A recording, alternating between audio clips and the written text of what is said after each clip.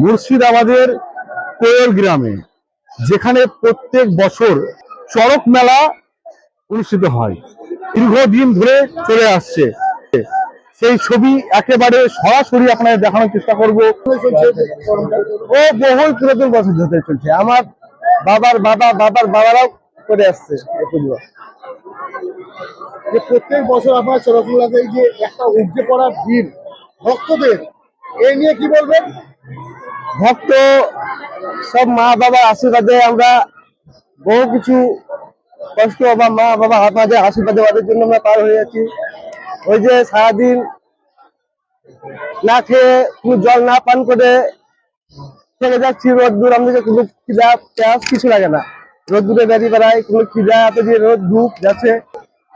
কালী মন্দিরের ব্যাপার হচ্ছে খুব আমাদের মা জাগ্রত, সবাই যে আমরা ভক্তদান হই, সব মানুষরা যে যা মানুষরা করেছে সব ফল পেয়েছে, রে ভক্ত হয়।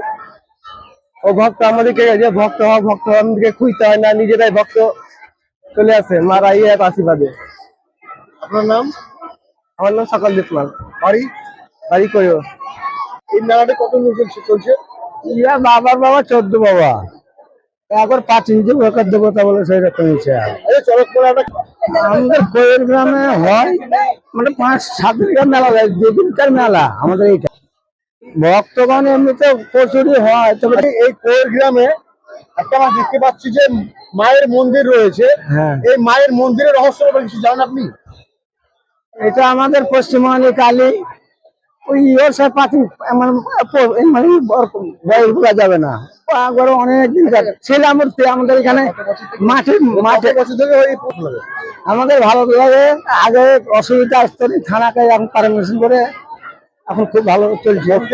মোটামুটি আমি প্রায় 12-13 বছর থেকে এখানে ঢাকা বাড়িতে আছি, আমি জানি যে জানার কোনো আছে।